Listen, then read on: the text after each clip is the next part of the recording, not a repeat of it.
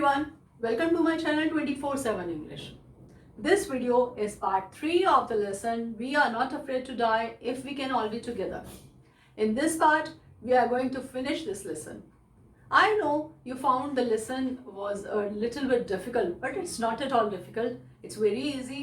You just have to imagine yourself that how was the situation which Gordon Cook and his family was facing. आप अगर ये थोड़ा सा imagine कर लेंगे वीडियो के थ्रू तो आपके लिए लेसन बहुत इजी हो जाएगा इसको अंडरस्टैंड करना। और बेसिक थिंग्स जो इसमें है कि स्ट्रॉन्ग जिप क्या है, आपका हल क्या है, आपका सी बोर्ड क्या है, ये सारी चीज़ें स्टार बोर्ड वगैरह ये सब आपको पता चल गई तो आपको लेसन बिल्कुल भी डिफिकल्ट नहीं लगेगा। एंड आई होप कि आपको जो फर्स्ट 2 वीडियोस हैं वो बहुत अच्छे से क्लियर होंगी, आपको उतना लेसन अच्छे से क्लियर हो गया होगा। और मैंने आपको उस लेसन में फर्स्ट पार्ट में आपको टेस्ट भी प्रोवाइड किया है, तो आप वो टेस्ट जरूर करिए because that is MCQ based test and it will be helpful to you. So now without further ado, let's start. On January 4, after 36 hours of continuous pumping, we reached the last few centimeters of water.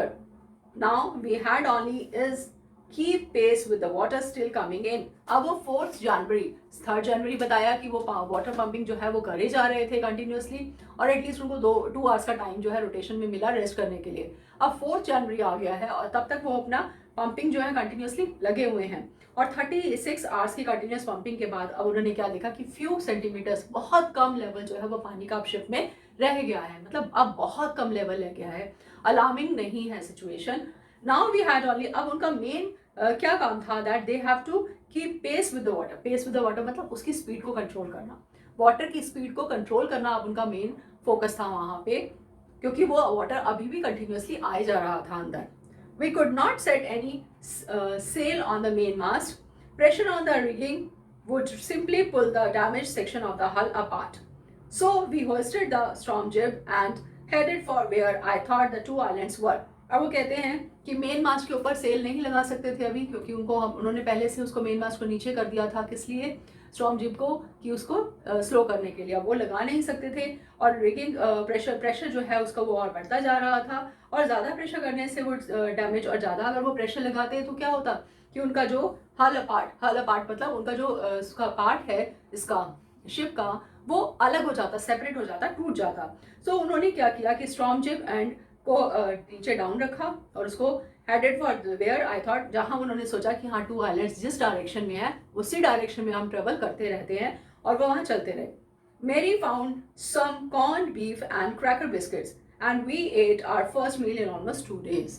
उसकी wife Mary क्या लेकर आती है उनके लिए, कुछ corn beef, कुछ something eatable वो लाती है उसके खाने के लिए, कुछ नॉनवेज, और क्रैकर बिस्किट्स बदलाती है और उसका ब्रांड बताया है क्रैकर बिस्किट्स लेकर आती है उनको खाने के लिए। अब वो कहता है कि 2 days, ऑलमोस्ट 2 days के बाद उन्होंने फर्स्ट मील लिया था, यानी पहला खाना उन्होंने 2 दिन के बाद खाया था। 2 दिन से लगातार continuously they were bringing out the water from the ship, वो पानी ही निकालने में लगे हुए थे और उन्होंने खाने पे भी ध्यान नहीं दिया। क्यों नहीं ध्यान दिया? क्योंकि सबसे पहले तो उनको अपनी लाइफ बचानी थी, लाइफ सेव करना सबसे ज्यादा इंपॉर्टेंट था उनके लिए, तो उन्होंने अपने खाने पे कोई ध्यान नहीं दिया। 2 days के बाद उन्हें खाना मिला खाने के लिए। But our respite was short-lived. At 4 p.m., black clouds began building up behind us. Within the hour, the wind was back to 40 knots and the seas were getting higher. The weather continued to deteriorate throughout the night, and by dawn on January 5, our situation was again desperate. आप screen पे देख रहे हैं जैसे कि 4 PM के time बिल्कुल black clouds छा गए, जैसे आप देख सकते हो उसमें कि एकदम ब्लैक क्लाउड्स छा गए। बिल्कुल ब्लैक क्लाउड्स कैसे, जैसे डार्क क्लाउड्स होते हैं एकदम। हम देखते हैं कई बार क्या होता है कि बहुत तेज बारिश आने वाली होती है, हमें पता चल जाता है कैसे कि हम डार्क क्लाउड्स को देख लेते हैं कि हाँ बारिश तेज आने वाली है। तो अब वो ब्लैक क्लाउड्स आ गए, उन्होंने बहुत तेज, और कुछ ही आवर्स के बाद जो विंड वॉज बैक, पहले तो विंड जो है वो रुक गई थी और फिर बहुत तेज विंड जो है वो चलने लगी, हवा चलने लगी टू 40 knots। 40 knots वो बता रहा है कि स्पीड, कि कितनी स्पीड से विंड चलने लगी। And seas were getting higher मतलब जैसे आपने स्क्रीन पे देखा कि seas getting higher means waves were getting higher, waves की हाइट जो है वो और बढ़ने लग गई हवा के साथ। और जो वेदर था वो कंटिन्यूसली डिटीरियोरेट का मतलब खराब होना, डाउन होना, वो धीरे धीरे और डिक्रीज होता जा रहा था और खराब होता जा रहा था, बैड होता जा रहा था वेदर। एंड पूरी night, through out the night, पूरी रात ऐसा रहा। And by dawn on 5th January, now they have seen the dawn of early morning of 5th January, our situation was again desperate. Desperate means pathetic. कि वो अभी भी आप कह सकते हैं दयनीय थी, कि उनकी सिचुएशन अभी भी बहुत ख़राब थी, बहुत वो ठीक नहीं थी सिचुएशन। अभी भी उनको बहुत डर लगा हुआ था कि पता नहीं पहुंच पाएंगे या नहीं पहुंच पाएंगे या यहीं पे ख़त्म हो जाएंगे। When I went in to comfort the children, John asked, Daddy, John means Jonathan, are we going to die? I tried to assure him that we could make it. But Daddy, he went on, we aren't afraid of dying if we can all be together. You and Mummy, Sue and I. अब उसका बेटा जब वो जाता है comfort mean उनको अपने बच्चों को समझाने के लिए, क्योंकि नेचुरल सी बात है कि ऐसी सिचुएशन देखेंगे तो बच्चे भी डर ही जाएंगे जब वो ऊपर बंक पे चढ़ के बैठे हैं और देख रहे हैं कि सारा पानी ही पानी है नीचे, water water everywhere. So natural सी बात है कि they would have also frightened. तो वो जब उतना डरे हुए हैं तो वो उनको कंफर्ट करने के लिए जब उनके पास जाता है और जो को यानी जॉनथन को समझाता है, तो जॉनथन क्या कहता है कि daddy are we going to die, क्या हम मरने वाले हैं? बच्चे को लगता है कि शायद हम मर जाएंगे।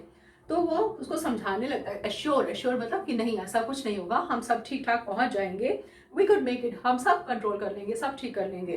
तो वो कहता है कि लेकिन डैडी हमें मरने से डर नहीं लगता। अब ये हमारा या जो टैगलाइन है, जो टाइटल है इस लेसन का, वो आता है we are not afraid to die if we can all be together. अगर हम सब साथ हैं, अब हम सब कौन हैं? You and mummy. Now he is explaining who are we. You and mummy means father and mother, Sue and I, Sue Suzanne and I Jonathan. मतलब वो पूरी फैमिली अगर साथ है तो उनको मरने से डर नहीं लगता। I could find no words with which to respond, but I left the children's cabin determined to fight the sea with everything I had. अब वो कहते हैं कि मेरे पास वर्ड्स नहीं थे, उसको समझ नहीं आया कि वो अपने बच्चे को क्या बोले, क्या कहे उसे, कि जब बच्चे ने इतनी बड़ी बात उसको बोल दी है। बट द थिंग इज कि whatever he said, whatever Joe said to his father, it gave him a big confidence level. उसके फादर को एक और ज़बरदस्त कॉन्फिडेंस बूस्ट अप हो गया और उसने कहा कि नहीं, अब तो मुझे फाइट बैक करना ही करना है, अब मुझे हर हालत में अपने बच्चों को सेव करना है, अपनी फैमिली को सेव करना है। And to protect the weakened starboard side, I decided to heave to, with the undamaged port hull facing the oncoming waves, using an improvised sea anchor to heavy nylon rope and two 22-liter plastic barrels of paraffin. अब वो क्या कहता है कि और तो कुछ उनके पास नहीं था कि अपने शिप को कंट्रोल करने के लिए या थोड़ा स्पीड कम करने के लिए वो कुछ और नहीं कर पा रहे थे। तो वो वहाँ जाता है स्टारबोर्ड पे और वहाँ जाके जो जो उसको सामान मिलता है वो सारा सामान कलेक्ट करता है। और उसने क्या किया कि दो बहुत बड़े बड़े बैरल्स ऑफ पैराफिन, जैसे ड्रम्स आपने देखे होंगे, जैसे आप स्क्रीन पे देख सकते हो, ऐसे बड़े बड़े उसने पैराफिन के वो बैरल्स लिए। उन बैरल्स को उसने एक उसमें डाला और नायलॉन रोप के साथ बांधा और उसको बांध के उसने एंकर के साथ उसमें फेंक दिया। किसमें? सी के अंदर। क्यों? क्योंकि उसमें उसका वेट इतना ज़्यादा होगा तो उसे लगा उस वेट से सी जो है वो सी में जाएंगे तो उसके शिप का जो स्पीड होगी वो थोड़ी सी कम हो जाएगी। That evening, Mary and I sat together holding hands. As the motion of the ship brought more and more water in through the broken planks, we both felt the end was very near. Plank means broken parts. अब वो कहते हैं कि जब उनको लगा कि हाँ शायद death is approaching to us, कि डेथ हमें फॉलो कर रही है, हमारी तरफ आ रही है, बढ़ रही है, तब वो दोनों हस्बैंड वाइफ बैठे हुए थे इवनिंग में, आपस में बात कर रहे थे। They were holding their hands because उनको ऐसा लग रहा था कि बस अब सब कुछ खत्म होने वाला है। And brought more and more, और क्यों जो ब्रोकन प्लैंक्स थे, जो ब्रोकन पार्ट्स थे शिप के, वहाँ से कंटिन्यूसली पानी आ रहा था और वो कंट्रोल नहीं कर पा रहे थे उसको, बिकॉज शिप चल रहा है, वाटर के अंदर है, वो उसको कैसे मैनेज करेंगे, कैसे उसको सब कुछ सॉर्ट आउट करेंगे, क्योंकि पानी तो कंटिन्यूसली वहाँ इतने प्रेशर से आ रहा है। अब वो अपना पूरा उन्होंने लगा दिया, एफर्ट्स लगा दिए, बट वो नहीं उसको कर पा रहे थे control. But Wavewalker rode out the storm, and by the morning of January 6, with the wind easing, I tried to get a reading on the sextant.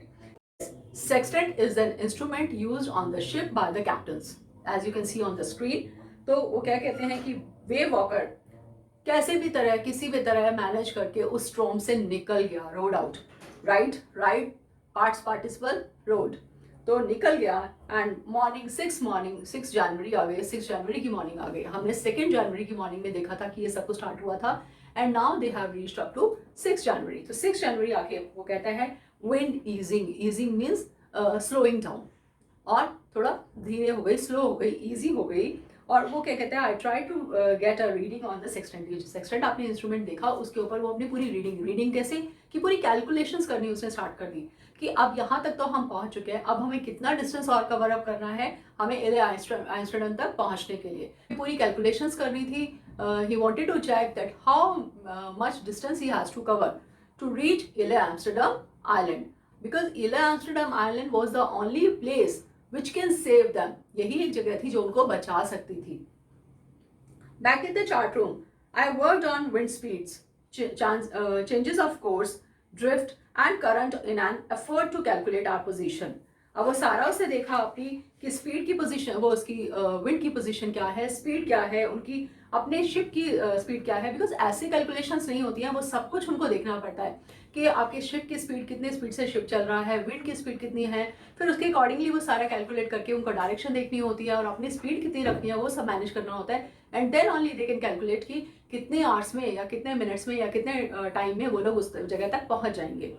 सो वो कहते हैं changes of course, drift and current in an effort to calculate our position. अपनी position उन्होंने calculate किया exactly अभी हम लोग हैं कहाँ, क्योंकि लैंड पे तो हम अपनी जगह देख सकते हैं, अपनी पोजीशन कैलकुलेट कर सकते हैं, देख सकते हैं कि हम कहाँ पर हैं, but when we are in air और ऑन इन वाटर और सी, तो उस टाइम पे वहाँ पे we need to calculate to check our position. हमें सारी कैलकुलेशंस के बाद ही पोजीशन पता चलती है अपनी। हम ऐसे देख के नहीं बता सकते कि हाँ अब हम इस जगह पे बैठे हैं या हम इस जगह पे हैं या हम यहाँ तक पहुँच गए हैं, ये सब लैंड पे पॉसिबल है बट बाकी जगह नहीं possible. So the best I could determine was that we were somewhere in 150,000 kilometers of ocean looking for a 65-kilometer wide island। Now you can see on the screen it was a very small island। अब वो कहते हैं 150,000 kilometers already वो चल चुके थे। The best I could determine was that we were somewhere 150,000 kilometers का distance उन्होंने कवर कर लिया था। और वो कहते हैं कि वो ओशन में उसको ढूंढ रहे थे कितने छोटे से 65 किलोमीटर वाइड आइलैंड, वाइड मतलब विड्थ उसकी इतनी चौड़ाई, सिर्फ इतना छोटा सा एक आइलैंड था और उसको वो ढूंढ रहे थे। That's why they were calling it as a pin prick, कि वो pin prick in the ocean उसको ढूंढ रहे थे। While I was thinking, Sue moving painfully joined me। The left side of her head was now very swollen and her blackened eyes narrowed to slits। She gave me a card she had made। We have already discussed in the last part that Gordon Cook went to the cabin of his children and to Joe, his son, he assured him and he comforted him that they are going to be saved or they will be very much safe while reaching to the island। अब in between तभी क्या होता है that his daughter, अभी वो कुछ सोच ही रहा था, he was thinking, suddenly Sue moving painfully, Sue उसकी daughter, she came to him, वो उसके पास आती है and she was under pain, she was with pain, lots of pain। Why? Because हमने पहले पढ़ा उसको बम्प हो जाता है, चोट लग जाती है हेड पे, आइस के ऊपर, और वो आके उसको बोलती है और उसका कुछ कहती नहीं है। The left side of her head was now, अब जहाँ उसको चोट लगी थी, that bump that was swollen, swollen, तो वो स्वेल हो चुका था, बहुत ज़्यादा स्वोलन हो गया था, मतलब सूज गया था, जैसे शिनचैन का सूज जाता है, तो ऐसे वो स्वोलन हो चुका था। और उसकी आइज जो है वो ब्लैकेंड होने के साथ साथ बिल्कुल नैरोइंग स्लिट्स, जैसे आप देख as you can see on the screen, जब चोट लग जाती है, आइज सूज जाती हैं तो आंखें हमारी खुलती नहीं है पूरी, तो ऐसे स्लिट्स सी हो गई थी, बिल्कुल एक लाइन सी कट जैसा होता है ऐसे हो गई थी। शी गिव मी, और वो उसकी डॉटर आके शी डिडंट से एनीथिंग, कुछ कहती नहीं है, although she handed over him a card, अपने फादर को एक कार्ड देती है। कैसा कार्ड? जो उसने अपने फादर के लिए बनाया था, जैसे बच्चे अपने पेरेंट्स को कार्ड देते हैं, बहुत खुश होकर बनाते हैं, पूरे एक्साइटमेंट के साथ बनाते हैं, पूरा एंथुजियाज्म के साथ बनाते हैं। ऐसे उसकी डॉटर ने इस सिचुएशन में भी एक कार्ड बनाया अपने फादर को देने के लिए, because she wanted to thank him, अपने फादर को थैंक्स करना चाहती थी। किस लिए? Because his father was struggling to save all of them, उसके फादर वो देख रही थी कि वो स्ट्रगल कर रहा है इतना ज़्यादा सबको बचाने के लिए। On the front, she had drawn caricatures of Mary and me with the words, "Here are some funny people." Did they make you laugh? I laughed a lot as well. Inside was a message, "Oh, how I love you both." So this card is to say thank you and let's hope for the best. Somehow we had to make it. अब उसकी daughter, although she is very young, she is a child, but still we can say she was so much mature. इतनी ज़्यादा उसमें maturity है, इतनी ज़्यादा उसमें understanding है कि वो ऐसी सिचुएशन में भी घबराने की बजाय अपने फादर को कंफर्ट कर रही है, उनको समझा रही है, उनको थैंक्स गिविंग कर रही है। और क्या कहती है, फ्रंट साइड में उसने कार्ड के caricatures you can say cartoons, अपने कार्टून्स बनाए हुए थे उसके फादर के और उसकी मदर के, और कार्टून्स बना के साथ में क्या लिखा था, that here are some funny people, मतलब उनको दिखा रही थी कि वो फनी है। फनी कैसे, because she wanted to make them laugh, because वो देख रही है, नोटिस कर रही है दैट लास्ट 4-5 days से continuously they were very much tensed, बहुत ज़्यादा टेंस्ड है, बहुत परेशान है। So she wanted to make them laugh, तो उनके कैरिकेचर्स, उनके कार्टून्स बना के आती है और साथ में लिखती है कि here are some funny people, और वो हंसने लग जाता है उसको देख के। एंड फर्दर उसने क्या मैसेज लिखा था, how I love you both, कि मैं आप दोनों को कितना प्यार करती हूँ। अब एक डॉटर अपने पेरेंट्स को ये बात कह रही है, एंड साथ साथ वो ये कह रही है this card is for to thank you, to say thank you. जैसे मैंने आपको बताया कि थैंक्स करने के लिए वो अपने फादर को कार्ड देती है, because he was trying to save all of them, he was struggling for the last 4-5 days, he has been struggling. I checked and rechecked my calculations. अब इस सब के साथ क्या होता है कि उसकी कॉन्फिडेंस लेवल और बूस्टअप हो जाता है, उसका कॉन्फिडेंस, गॉर्डन कुक का कॉन्फिडेंस लेवल और ज़्यादा बढ़ जाता है, और उसके अंदर और ज़्यादा ये डिटर्मिनेशन हो जाती है that now I have to save everyone, कि मुझे सबको बचाना ही बचाना है। अब now what he did, he checked and rechecked all the calculations, अपनी कैलकुलेशंस दोबारा से चेक करता है, जिससे ऐसा ना हो, क्योंकि छोटा सा आइलैंड है, it was just 65 kilometre wide, तो ऐसा ना हो कि वो निकल ही जाए, थोड़ा सा कैलकुलेशन अगर मिस हो गई तो आइलैंड का पता ही उनको नहीं चलेगा। So he check again, we had lost our main compass and was using a sphere which had not been corrected for magnetic variation. I made an allowance for this and another estimate of the influence of the westerly currents which flow through this part of the Indian Ocean. Now what he says, अब calculations कैसे करते हैं, ocean में है, उनके पास magnetic compass होती है, as you can सी इस कंपास से क्या होता है, ये नॉर्थ डायरेक्शन को बताती है। You might have seen this compass in your science labs also in your 10th class. So इस कंपास से क्या होता है कि हमें नॉर्थ की डायरेक्शन पता चलती है। If somebody is lost anywhere, तो through this compass that person can check where is the north direction, तो नॉर्थ डायरेक्शन वो पता कर सकता है। अब वो कंपास जो उनके पास थी वो खराब हो चुकी थी, और जो स्पेयर कंपास मतलब एक्स्ट्रा कंपास वो यूज कर रहा था, that was not magnetic variation, उसमें करेक्ट नहीं थी। उसका मतलब ये है कि उसमें डिग्रीज का थोड़ा सा डिफरेंस था। अब यहाँ पर 1 डिग्री 0.5 डिग्री में भी गड़बड़ हो सकती थी। क्यों? क्योंकि अगर थोड़ा सा डिग्री में वेरिएशन हो गई तो वो उसको मिस कर देंगे, और इतने बड़े सी में उनको इतने छोटे से आइलैंड का पता ही नहीं चलेगा। लेकिन फिर भी उसने अपनी हिम्मत नहीं हारी।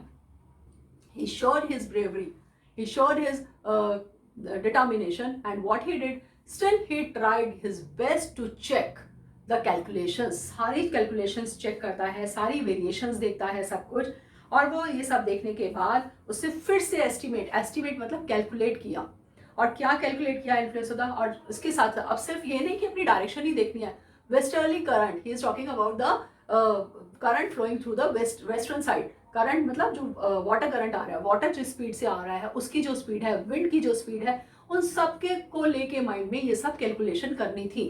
तो अब अगर एक डायरेक्शन से, जैसे आपने 10th में आपने मैथ्स के क्वेश्चंस भी किए होंगे कि आप अप स्ट्रीम और डाउन स्ट्रीम के क्वेश्चंस किए होंगे, तो आपने देखा होगा कि अगर आप विंड के डायरेक्शन में जाते हैं तो आपकी स्पीड बढ़ जाती है बोट की, और अगर आप अगेंस्ट द डायरेक्शन जाते हैं तो आपकी स्पीड कम हो जाती है। तो वही चीज़ यहाँ सब उसको कैलकुलेशन करनी थी, और उसके through flow through this part of the Indian Ocean, और Indian Ocean के, because we have read already that they were traveling in the southern Indian Ocean and that was the roughest sea. तो वहाँ पे Indian ocean के किस part में वो हैं, उन्हें किस डायरेक्शन में एग्जैक्टली मूव करना है, वो सब देखना था उसे। About 2 p.m. I went on deck and asked Larry to steer a course of 185 degrees. If we were lucky, I told him with a conviction I did not feel he could expect to see the island at about 5 p.m. अब वो जाता है deck पे, deck मतलब वो जो office है वहाँ जाता है, जो स्टीयरिंग व्हील है वहाँ पे लैरी है उस टाइम पे, और लैरी को कहता है 185 डिग्रीज में उसको टर्न कर लो। अब वो और फिर फर्दर क्या कहता है, इफ़ वी वर लकी। अब इफ़ जहाँ आ गया मतलब थोड़ा सा आपको ये है कि चांसेस थोड़े कम हो गए हैं, तो क्या कहता है, because he was not sure. एक तो मैग्नेटिक जो उनकी निडल थी, जो कंपास थी, वो भी खराब थी, और उसकी कैलकुलेशन अब वो खराब है तो उसकी कैलकुलेशन एग्जैक्ट नहीं हो सकती। तो वो कहता है 185 डिग्रीज पे टर्न कर लो, और अगर हम लकी हुए then up to 5 p.m. We will reach to the island. मतलब अब 2 p.m. है और 2 p.m. से 5 p.m. Means they were very close to the island, तो इट विल टेक 3 hours तो कहता 3 आवर्स में हम उस आइलैंड तक पहुंच जाएंगे, लेकिन कब? अगर हम लकी होंगे तो। Then with a heavy heart I went below. अब वो he was not sure but he didn't want to show this thing to anybody else. वो किसी और को ये नहीं बताना चाहता था। क्यों? क्योंकि वो अपने अंदर श्योर नहीं था, लेकिन अगर वो ये चीज़ बताएगा दूसरे को तो दूसरे का भी कॉन्फिडेंस लेवल डाउन हो जाएगा। तो वो ये नहीं चाहता था, इसलिए उसने लैरी को कुछ नहीं बताया। उसने सिर्फ ये बोला कि इतने डायरेक्शन पे तो टर्न कर लो, इतने डिग्रीज पे टर्न कर लो। और फिर हैवी हार्ट, मतलब कि heavy heart you can say that घबराया हुआ थोड़ा सा। एंड आई वेंट बिलो, नीचे जाता है, climbed on my bunk and amazingly dozed of. Because इतने दिन हो गए हैं, वो थक गया है पानी निकाल निकाल के, डायरेक्शंस चेक करके, रीचेक करके, अपने बच्चों को कंफर्ट करके। तो वो क्या करता है, अपने बंक पे आता है और वो वहाँ आके टू टेक सम रेस्ट वो लेट जाता है। And dozed of, dozed of means he slept, वो सो जाता है। When I woke, it was 6 p.m. and growing dark. I knew we must have missed the island, and with the sail we had left, we could not hope to beat back into the westerly winds. अब उसको क्या, सो गया, 2 o'clock का time था, नींद बहुत आई हुई थी, सो गया। आँख को खुलती है 6 PM पे, 6 PM पे आँख खुली और उसने बोला था 5 PM के अक्रॉस हम उस आइलैंड तक पहुँच जाएंगे। और जब वो बाहर देखता है तो उसको दिखता है बहुत डार्क है, इट्स वेरी डार्क आउटसाइड। तो डार्कनेस की वजह से उसको क्या डर लगता है कि I think we have missed the island, कि हमने तो वो आइलैंड मिस कर दिया। Means that pin prick was also missed by us, कि वो जो एक डूबते को तिनके का सहारा था वो भी गया। अब तो हमारा मरना ही मरना फाइनल है। तो अब वो उसने ये एक्सपेक्ट किया और वो क्या करता है, अब with the sail we had left we could not. अब उसको ये लग रहा था कि अब हम वापस इन वेस्टर्ली विंड्स, मतलब ये जो वेस्ट की साइड से विंड्स आ रही हैं, अब हमारा शिप इनको फेस नहीं कर पाएगा। और अब तो गए। At that moment a tousled head appeared by my bunk. Can I have a hug? Jonathan asked. Sue was right behind him. Why am I getting a hug now? I asked. अब तभी वो कहता है tousled head means a very messy और wind blown और untidy. क्यों? क्योंकि इतने दिन से बच्चे परेशान थे, बाल बिल्कुल ऐसे फैले हुए थे, गंदे से, अनटाइडी थे। ऐसा हेड उसके सामने आता है, क्योंकि वो तो नींद से जागा है अभी। उसके सामने आता है, अपीयर होता है उसे, और वो उससे क्या पूछता है, कैन आई हैव अ हग, क्या मैं आपको हग कर सकता हूँ? और वो कौन था? वो जॉनथन, उसका बेटा था। And just behind him Sue was there, Sue उसके बैक में थी। अब वो ये ही वाज सरप्राइज्ड, क्योंकि वो पूछता है कि अब मुझे हग क्यों करना है, क्योंकि उसे तो लग रहा था कि उन्होंने वो मिस कर दिया आइलैंड और अब वो गए। तो वो कहता अब मुझे क्यों हग करना है? Because you are the best daddy in the whole world and the best captain, my son replied. अब वो कहता है because you are the best daddy in the whole world. अब बेस्ट डैडी तो हर बच्चे के लिए उसका फादर होता है, सब बच्चों के लिए अपना फादर जो है वो बेस्ट ही होते हैं। बट यहाँ पे वो साथ साथ क्या कह रहा है, and you are the best captain. Best captain क्यों कह रहा है? उसका सन रिप्लाई करता है उसको, अब बेस्ट कैप्टन क्यों कह रहा है वो देखते हैं क्या होता है। Not today John, I am afraid. अब वो कहता है आज नहीं। हाँ, हो सकता है मैं पहले बेस्ट कैप्टन था, बट आई थिंक आज नहीं, और बेस्ट डैडी भी नहीं। And I am afraid, afraid means he was terrified, बहुत ज़्यादा fearful, डरा हुआ था। Why? You must be, said Sue in a matter-of-fact voice. You found the island. What? I shouted. It's out there in front of us, they chorused, as big as a battleship. अब क्या कहते हैं कि क्यों आज भी आप हमारे लिए best daddy as well as best captain हैं, and you must be, yes आप ही हो। क्यों स्यू बोलती है इस बात को, और क्या कहती है, वी फाउंड द आइलैंड, कि हमने आइलैंड ढूंढ लिया है। तो इसीलिए बच्चे उसके पास आते हैं उसको हक करने के लिए, क्योंकि उनको पूरा का पूरा अपने फादर के ऊपर एकदम कॉन्फिडेंस लेवल और बढ़ जाता है, क्योंकि फादर ने उनको बचा ही लिया फाइनली। और वो आइलैंड, अब जैसे इसको पता चलता है, क्योंकि ये तो सो के उठा है, तो जैसे ही इसको मालूम होता है कि वो आइलैंड पे पहुंच गया है, ही शाउटेड कि व्हाट, क्या सच में हमने आइलैंड ढूंढ लिया है? It's out there. वो कहते हैं जाके बाहर देखिए, बाहर आइलैंड है। दोनों कोरस मीन्स स्पीकिंग टुगेदर, तो एक दूसरे के साथ बोलते हैं that that's island outside as big as a battleship. ऐसा लग रहा है जैसे हमने एक बहुत बड़ी बैटलशिप जो है वो जीत ली है। I rushed on deck and gazed with relief at the stark outline of LA Amsterdam. It was only a bleak piece of volcanic rock with little vegetation, the most beautiful island in the world. You can see on the screen, it's here, the LA Amsterdam. अब वो कह रहा है कि वो भागा हुआ ऊपर डेक पे आया और गेज मीन्स स्टेयर्ड, घूरने लगा, विद रिलीफ, कि उसको रिलीफ हुआ कि फाइनली, हाँ फाइनली हमें आइलैंड मिल गया। और वो क्या देखता है, उसकी आउटलाइन। आउटलाइन कैसे, जैसे आप देख रहे हैं छोटा सा आइलैंड है, उसकी आउटलाइन उसको दिख रही है। तो वो उसको नजर आई and only a bleak piece of, और बिल्कुल ऐसा लग रहा था जैसे वोल्केनिक रॉक। वोल्केनिक मतलब वोल्केनोज आपने सुना होगा और आपने पढ़ा भी होगा ज्योग्राफी में। वोल्केनोज क्या होते थे, जिसको हम हिंदी में आई डोंट रिमेम्बर क्या बोलते हैं, जहाँ पे जो माउंटेन्स होते हैं जिसके अंदर से वो निकलता है बहुत फायर जैसा, और ये सारा मटेरियल जो निकलता है, लावा जिसको बोलते हैं, वो वोल्केनोज। तो वो कहते हैं ऐसी उसकी रॉक जैसा लग रहा था, जैसे वोल्केनो निकलने के बाद वो इकट्ठा हो जाता है एक जगह पे और एक वो रॉक बन जाता है, तो उस तरह से वो लग रहा था, बिल्कुल छोटा सा आइलैंड। और वहां पे कोई वेजिटेशन भी नहीं, बहुत कम vegetation. Vegetation means the plants, जो प्लांट ग्रो करते हैं उसके ऊपर, वो that is vegetation means greenery, वो भी बहुत कम थी। The most beautiful island in the world, but this time this island was the most beautiful island for them. क्यों? क्योंकि उस आइलैंड की वजह से वो बच पाए थे। अगर ये आइलैंड आसपास ना होता तो शायद वो मर ही जाता। वी एंकर्ड ऑफ शोर for the night and the next morning all 28 inhabitants of the island cheered as they had us ashore. Anchored मतलब उन्होंने अपनी शिप को वहां पर लगाया और ओवरनाइट वहीं रहे। ऑफ शोर, उस शोर मीन्स सी साइड, जो किनारा था वहां पर वो रहे। और नेक्स्ट मॉर्निंग में क्या होता है, 28 इनहेबिटेंट्स, मतलब उस आइलैंड पे सिर्फ only 28 people were living. So now you can imagine how small island it was. बिल्कुल छोटा सा आइलैंड था और सिर्फ 28 लोग वहां रहते थे।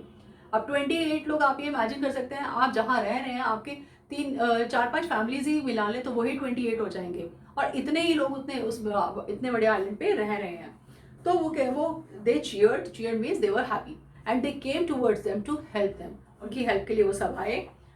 With land under my feet again, my thoughts were full of Larry and Harvey, cheerful and optimistic under the direst stress, and of Mary, who stayed at the wheel for all those crucial hours. अब वो क्या बता रहे हैं? That land under my feet. जब वो ship से उतरते हैं, बिकॉज इतने टाइम से वो पानी में ही थे, और शिप पे उतरने के बाद फाइनली उनको ऐसा फील होता है जैसे लैंड उनके पैरों के नीचे आई है। लैंड पैरों के नीचे मतलब कि बहुत उनको एक इतनी इमेंस हैप्पीनेस मिलती है कि अब उनको ऐसा फील हो रहा है कि हाँ, अब हमें शायद लाइफ जो है वो मिली है। यानी you can say that they could value the life. उनको लाइफ का एक्चुअली मीनिंग तब समझ आया, उनको लाइफ की वैल्यू तब समझ आई, क्योंकि उन्होंने बिल्कुल अपनी डेथ को देखा था। तो वो क्या कहते हैं कि वो उनको भी देखता है, लैरी और हार्वी जो उनके साथ थे, हाफ सीगलर और लैरी, इन दोनों को भी देखते हैं साथ में। They were cheerful, they were happy and optimistic. Optimistic means full of hope. जैसे हमने पहले ही इसमें थीम में पढ़ा था that we should not leave hope, we should not give up. हमें होप कभी नहीं छोड़नी चाहिए। We have to be optimistic in all situations. हमें हमेशा होपफुल रहना चाहिए हर सिचुएशन में। तो वो वहां पे बता रहे हैं दे were optimistic under direct stress. इतना स्ट्रेस था, इतनी एंग्जाइटी थी, इतनी टेंशन थी उनको उस टाइम पे, but still they were optimistic.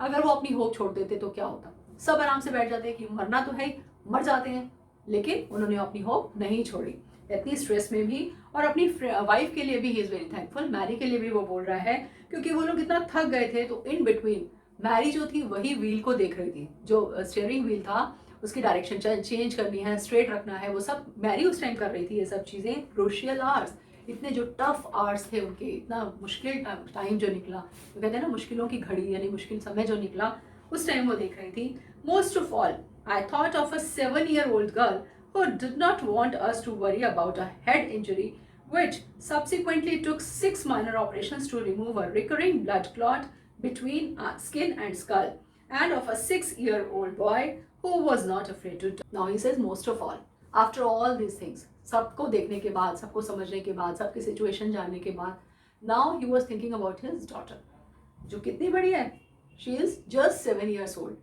और वो 7 years old अपनी डॉटर के बारे में क्यों बात कर रहा है? Because she had a big injury in her head. उसके सर में बहुत ज़बरदस्त चोट आई थी। और वो ज़्यादा चोट कैसे पता चली? क्योंकि बाद में जब उनका वॉयज पूरा कंप्लीट हो गया तो उसके बाद उसको माइनर ऑपरेशंस कराने पड़े, और एक या दो नहीं, 6 माइनर ऑपरेशंस। माइनर मतलब छोटे से, और छोटे ऑपरेशन थे, लेकिन ऑपरेशन तो ऑपरेशन होता है, सर्जरी तो सर्जरी होती है, चाहे वो माइनर हो चाहे वो मेजर हो। तो उसको 6 माइनर ऑपरेशंस हुए, और वहाँ से वो जो ब्लड क्लॉट बन गया था। ब्लड क्लॉट क्या होता है? जब आपका कहीं चोट लग जाती है तो आपका ब्लड जो है वो जमा हो जाता है, जम जाता है एक ही जगह पे और वो क्लॉट बन जाता है। इसी वजह से वो बम्प निकल के आता है और वो सूज जाता है, स्वेलिंग हो जाती है। अगर ब्लड फ्लो करता रहता है तो वो बम्प नहीं बनता वहाँ पे और स्वेलिंग नहीं होती। लेकिन अगर ब्लड क्लॉट बन जाता है, वो इकट्ठा हो जाता है, जम जाता है, तो वहाँ पे बम्प बन जाता है, स्वेलिंग हो जाती है। तो कहते हैं उस ब्लड क्लॉट को निकालने के लिए 6 माइनर ऑपरेशंस हुए बिटवीन स्किन एंड स्कल। उसकी स्कल यानी उसकी जो खोपड़ी थी, सर था, उसमें और स्किन के बीच में। तो यू कैन इमेजिन जो हेड इंजरी होती है वो सबसे ज़्यादा क्रूशियल और सबसे ज़्यादा डेंजरस होती है, बिकॉज उसमें हेड इंजरी में कुछ भी हो सकता है। As you might have known that बहुत लोगों के एक्सीडेंट्स होते हैं और हेड इंजरी हो जाती है तो वो ऑन द स्पॉट ख़त्म भी हो जाते हैं। तो हेड इंजरी में उसको वो चोट लगी थी, सर पे चोट लगी थी, 6 माइनर ऑपरेशंस हुए, but still she was full of optimism, she was so much optimistic. एक 7 ईयर की लड़की, वो बिल्कुल अपने पेरेंट्स को कुछ नहीं बताया अपनी चोट के बारे में, बिकॉज वो ये चाह रही थी कि मेरे फादर जो है वो मेरे को लेके परेशान ना हो। और वो दूसरा कहता है उसका जो बेटा वो उससे और 1 ईयर जूनियर है, 6 ईयर्स ओल्ड का है, जो उसके अपने बॉय को, उसने अपने सन को देखकर वो he was very much surprise. क्यों? क्योंकि वो कहता है उसको we are not afraid to die, कि हमें मरने से डर नहीं लगता। कैन यू इमेजिन 6 ईयर का बच्चा ये बात आके अपने फादर को कह रहा है और ऐसी सिचुएशन में कह रहा है। नहीं तो नॉर्मली क्या होता है कि बच्चे डर जाते हैं और खुद डर के अपने पेरेंट्स को भी डरा देते हैं। तो क्या होता है कि वो खुद तो डरते ही हैं और अपने पेरेंट्स को भी डराते हैं। तो यहाँ पर ऐसा नहीं हुआ, उसके दोनों बच्चों ने पूरे उसके साथ अब अपने फादर को सपोर्ट किया पूरे। They were optimistic all the time and even they were very much confident on their father. उनको अपने फादर के ऊपर पूरा कॉन्फिडेंस था कि वो कुछ भी करके हमें बचा लेंगे। This is the thing we have learn from this lesson, कि कुछ भी हो जाए, कैसी भी सिचुएशन हो, हमें घबराना नहीं चाहिए। क्योंकि अगर हम घबरा गए तो हमारा माइंड जो है, हमारा ब्रेन जो है वो काम करना बंद कर देता है, हमें समझ नहीं आता, हम डरते ही रहते हैं। बट अगर हम डरेंगे नहीं, घबराएंगे नहीं, तो क्या होगा, we can find the solutions. और जब सोल्यूशंस हमारे सामने आएंगे तो हम किसी भी प्रॉब्लम का सोल्यूशन निकाल सकते हैं, किसी भी प्रॉब्लम से ओवरकम कर सकते हैं। So this is the end of this lesson and I hope कि आपको ये लेसन अच्छा लगा होगा, आपको समझ आया होगा। तो लाइक करना मत भूलिए, ठीक है, और साथ साथ कमेंट जरूर करिए कि आपको लेसन कैसा लगा। प्लस आप अपना डिस्क्रिप्शन बॉक्स में आप देखेंगे कि I have provided important question answers to you, and जो आपको मैंने प्रीवियस टेस्ट प्रोवाइड किया है पार्ट 1 में, उस टेस्ट को भी ज़रूर करिए MCQ बेस्ड, क्योंकि वो बहुत इंपॉर्टेंट है आपके लिए। एंड फर्दर मैं इसके साथ भी आपको MCQ टेस्ट प्रोवाइड किया है, उसको भी ज़रूर करिएगा and you will easily get your scores. Then afterwards I would like to say that thank you very much for watching my video, and don't forget to subscribe the channel and press the bell icon. Thanks again.